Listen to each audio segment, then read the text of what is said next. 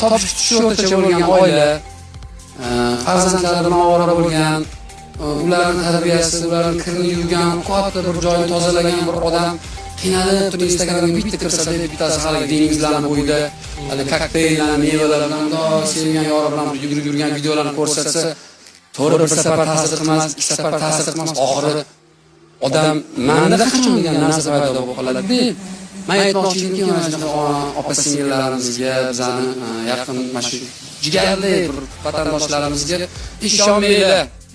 Azizlar, bu yolg'on. O'shalarni men juda ko'p taniyman, Lazi.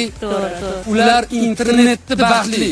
Sizlar baxtlisizlar. Shular sizdan da baxtsiz. Chunki tugagan joyda bo'ldi, dard boshlanadi, muammo boshlanadi. Chunki men aytamanki, baxtli inson baxtini ko'rsatish vaqti bo'lmaydi. Buni u har bir daqiqadan uni foydalanadi, uni videoga olishga bu faqat